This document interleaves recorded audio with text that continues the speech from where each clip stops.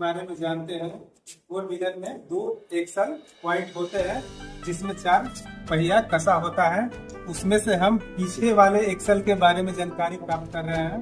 ये हमारा ड्रम है जिसमें पहिया कसा होता है, और ये हमारा डिफरेंशियल है जिसमें डिफरेंशियल गियर बॉक्स होता है। और इसको प्रोपेलर शाफ्ट से जब हम घुमाते हैं तो ये एक चक्कर राउंड करता है, तो इधर वाला 2 चक्कर राउंड करता है। इस प्रकार हमारा वाहन जो है चलने के लिए रेडी हो जाता है। और आगे हम आपको LPFI इनोवेशन के बारे में बताने जा रहे हैं। आपको आइए इस बारे में भी जानकारी प्राप्त कर लीजिए। जैसा कि ये multi point fuel injection system है जो एडवांस तकनीकी से बनाया गया है। इसमें बैटरी की सहायता से जैसे ही हम इसको सप्लाई देते हैं तो डिस्ट्रीब्यूटर में सप्लाई जाती है, करंट जाती है, और ये करंट जो है हमारे मल्टी स्पार्क प्लग को स्पार्क जनरेट कराता है, जिससे आगे लगे हुए फ्यूल में आग लग जाती है और हमारी दहन क्रिया शुरू हो जाती है। वाहन चलने के लिए रेडी हो जाता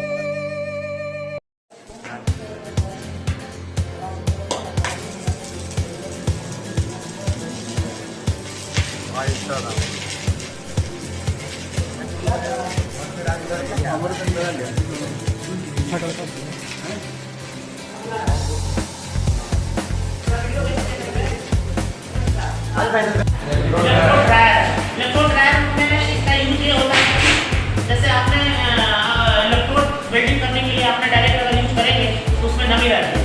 क्या रहती है? नमी रहती है, क्योंकि उसके ऊपर फ्लक्स रहता है। जब फ्लक्स क्या करता है, वातावरण में जो नमी होती है, जो रूम में नमी होती है, उसको अंदर एब्जॉर्ब कर लेता है। जब एब्जॉर्ब कर लेता है ना, तो इसके अंदर नमी रहती है, अच्छे से जलता नहीं। जब अच्छे से जलेगा नहीं तो हमारा हीट क्रिएट नहीं होगा। क्या होगा? हीट क्रिएट नहीं होगा। हीट हमको नहीं मिलेगा तो फिर हम जो वेल्डिंग करेंगे वो प्रॉपर ढंग से वेल्डिंग नहीं होगा, बहुत सारे उसमें डिफेक्ट क्रिएट होंगे। या ब्लो होल बना होगा, क्योंकि अंदर इसके नमी उसके अंदर घुस जाएगी, एयर बनकर रहेगा, और जैसे वेल्डिंग खत्म होगी जब एयर निकलेगा तो उसमें क्या हो जाएगा?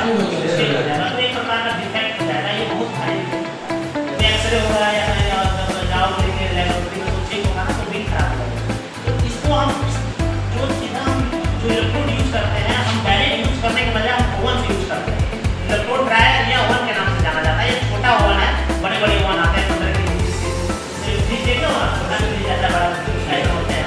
अब जहाँ ज्यादा मास प्रोडक्शन की जरूरत पड़ती है वहाँ बड़ा ड्रायर रखा रहता है, छोटा है तो छोटा रखा जाता है। तो इसका मेन पर्पज ये होता है कि जो इलेक्ट्रोड यूज होते हैं उसको हम उसकी नमी को उसमें डालकर के सुखा देना, और जब सूखा हुआ इलेक्ट्रोड यूज करेंगे तो वो प्रॉपर जलेगा, डिफेक्टलेस वेल्डिंग होगी।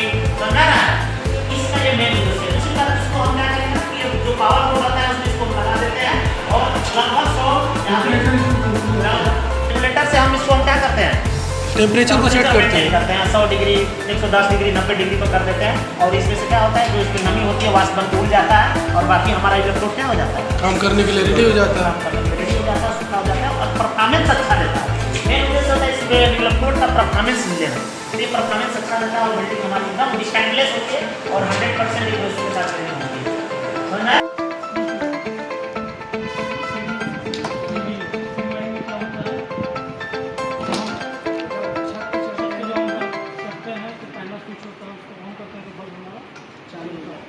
फिर जब हम मोटर चलाते हैं तो बंद करते हैं तो बंद हो जाता है। इसमें कौन सा स्विच यूज होगा? दो स्विच होते हैं, जनरली 2 स्विच आप लोग करते हैं। स्विच है 8 प्रकार का, दूसरा वाली 2 स्विच होंगे, 1 वे और 2 वे। इसका पूरा नाम प्लस टाइप 1 वे 5 एम्पियर 240 वोल्ट। वोल्ट क्या है, हमारे घरों में सप्लाई आती है 230 से लेकर 240 वोल्ट तक सप्लाई आती है, और 5 एम्पियर इसकी क्षमता है। ठीक है, ये पूरे स्विच और ये क्या है, होल्डर बटन है। बटन होल्डर और 2 पूरे स्विच के साथ हमने कनेक्शन किया। कनेक्शन को क्या बोलते हैं, सीधी वायरिंग या स्क्वायर केस। इसी तरह ये डोमेस्टिक वायरिंग, अपने घरों में आप कैसे वायरिंग करते हैं, ठीक है। पहले क्या करते हैं, एनर्जी मीटर लगाते हैं। एनर्जी मीटर, ये कौन सी एनर्जी मीटर है? Electronics energy meter. अगर वो सुइया वाली होती तो उसको मैनुअल एनर्जी मीटर बोलते हैं, लेकिन ये इलेक्ट्रॉनिक्स वाली है तो ये इलेक्ट्रॉनिक्स एनर्जी मीटर। ट्रांसफार्मर से मेन पोल से जो सप्लाई हम लाते हैं, मेन पोल से सप्लाई लाते हैं, मीटर में डालते हैं, और मीटर से फिर हम लोड में, अपने घरों में लोड में देते हैं। लोड में हम एमसीबी लगाते हैं या आईसीडीपी मेन स्विच लगाते हैं। आईसीडीपी मेन स्विच लगाने के बाद हम एमसीबी लगाते हैं और एमसीबी के द्वारा सारे सर्किट को आपस में बांट देते हैं। अगर हमारे घरों में 2 रूम है तो 2 रूम को हम अलग अलग बांटेंगे। एक एमसीबी से एक रूम को देंगे, दूसरे एमसीबी से दूसरे रूम। जैसे आप लोगों ने यहाँ पे किया है, एक रूम से रूम नंबर 1 में दिया और फिर रूम नंबर 2 में दिया। देखिए यहाँ पे सप्लाई के लिए जो मेन सप्लाई आ रही है वो हमारे यहाँ पे आ रहा है। एमसीसीबी है, ये हमारा जो 400 एम्पियर का है। इसमें ये RYB बेस है और न्यूट्रल के लिए नीचे है, ठीक है। ये बस बार के द्वारा कनेक्ट किया गया है। ये जो हमारा है ये किस चीज़ का बस बार है? एल्युमिनियम का बना हुआ है। यहाँ से यदि हमें इसको ऑन ऑफ करना होगा तो ये हैंडल के द्वारा किया जाएगा, और नहीं तो हमें ट्रिप भी इसको कर सकते हैं, ठीक है। ट्रिप के लिए ये पॉइंट है, यहाँ पे हम दबाएंगे तो ये क्या होगा, बंद हो जाएगा, ट्रिप कर जाएगा। फिर इसको हम लोग ऑन कर देंगे। इसके बाद ये हमारे छोटे छोटे जो पैनल्स हैं, यहाँ पे भी एमसीबी लगी हुई है, एमसीसीबी लगी हुई है, और ये कितने के हैं? 100 एम्पियर के। यहाँ से हम लोग लोड डिस्ट्रीब्यूट करते हैं, ठीक है। ये अंदर से यहाँ पे बस बार के द्वारा जुड़ी हुई है।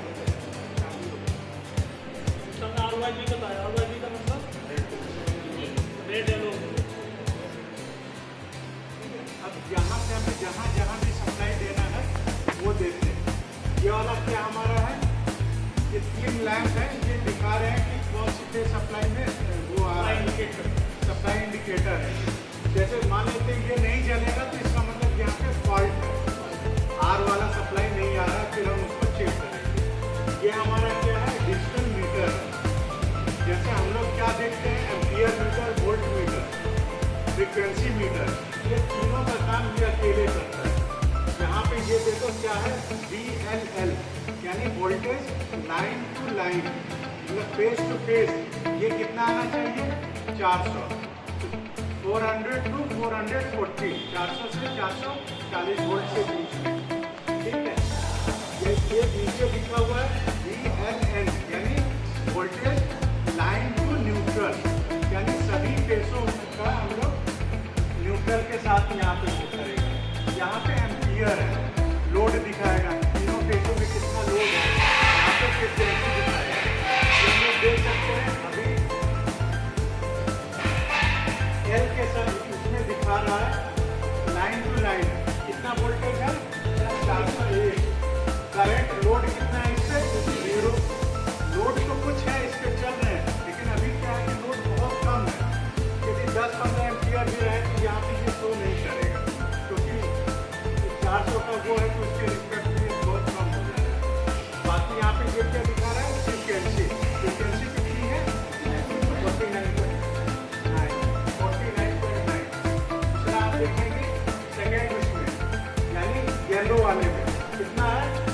401, और इसमें फ्रीक्वेंसी कितनी है? 500।